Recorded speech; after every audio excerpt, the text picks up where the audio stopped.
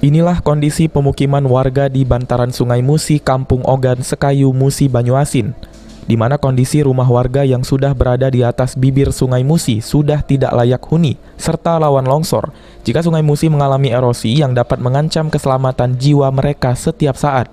Warga yang puluhan tahun tinggal di bantaran Sungai Musi mengakui jika mereka siap direlokasi untuk dipindah ke tempat yang lebih aman. Hanya saja mereka keberatan jika ada biaya atau pungutan untuk menempati rumah yang disediakan oleh pemerintah setempat. Kalau prosesnya itu tidak boleh merasa keberatan kami kan. Dalam informasi itu jatuhnya kami itu tukar guling kan. Informasi itu kan. Tapi yang resminya belum tahu kan. Oh, belum tahu Pak ya, kapannya belum tahu.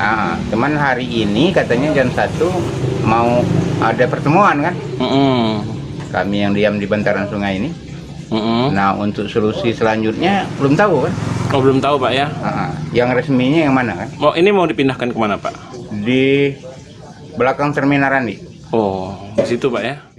Camat Sekayu yang dikonfirmasi terkait kondisi tempat tinggal warganya mengaku sudah melakukan tindakan antisipasi dengan menyiapkan rumah warga di Kelurahan Randik, Sekayu untuk merelokasi warga yang ada di bantaran Sungai Musi, khususnya Kampung Ogan. Ini sudah kita dari 300 nama penduduk yang ada di bantaran Sungai Musi tersebut di daerah Kampung Ogan, sudah kita verifikasi 50 orang yang memang betul-betul rumahnya sudah sangat berdampak ya, artinya dari kalau kita tampilannya di lapangan, lokasi bantaran sungai sudah persis di bawah rumah mereka. Jadi yang kita prioritaskan 50 itu. Alhamdulillah masyarakat menyambut baik.